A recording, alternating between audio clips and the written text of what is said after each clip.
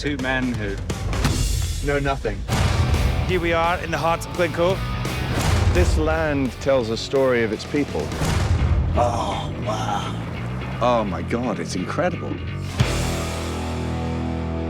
Sam, a lot of your fans know you only as Jamie. So are you excited? Are you nervous? How do you feel that they're finally going to see who you are when you're not James Fraser? The real Sam. Yeah. The real Sam exposed. I think. I think. Oh dear, that's probably my career over. But no, I think Well, firstly, it was just so fun to do something slightly different. I've obviously loved working on Outlander, and the Highlanders and the culture of the show was definitely a draw to me. And I think for many fans, they love Scotland. So I think that's why I wanted to do this. And why Graham, we decided to make a TV show was to explore it further. And yeah, it was just so fun. And obviously we play up to the cameras a little bit, but you get to see us, having fun and possibly more relaxed than you would in Outlander or other TV shows. Well, he was relaxed. Yes, I was often terrified, but that helped him relax. Strangely, exactly. It is interesting when you sort of stress out and get more anxious or grumpy. It elates me, and I feel happier. And it elates you. Yeah, it's like some sort of therapy for me. It's great. Wow.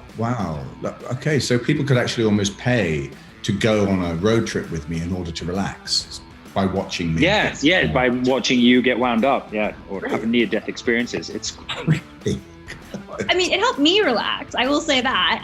Exactly, and I know a lot of people will obviously be talking about episode 2, the very end. There is a skinny dipping challenge.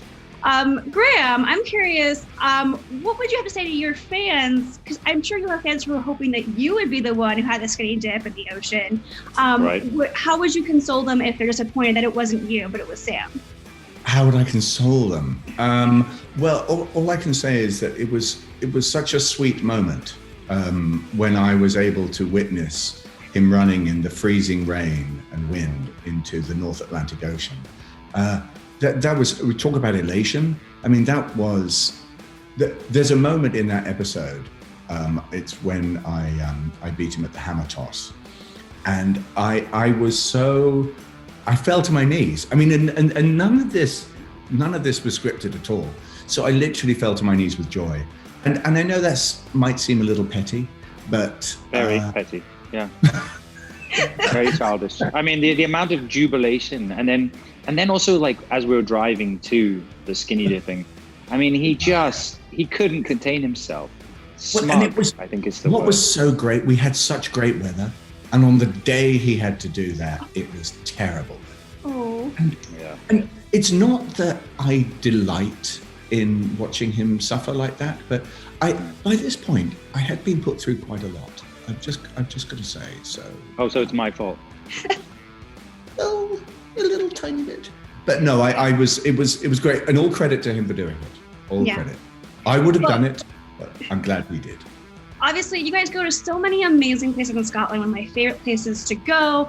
What was like the one place or experience where you thought, wow, this is probably the best kept secret in Scotland that people have to know about? Wow. That's tough. I mean, I think for me, I think we went surfing in Scotland, which I think, people don't really think about Scotland being a surfing destination, but the water is beautiful. The beaches are incredible. They look like they're possibly in Thailand. We have palm trees. It just happens to be a little bit cold, but there are no sharks. So I think it's a win all around. But yeah, that for me surfing was really great. Actually, I was surprised how much I enjoyed it, even though I was terrible at it. Shocking.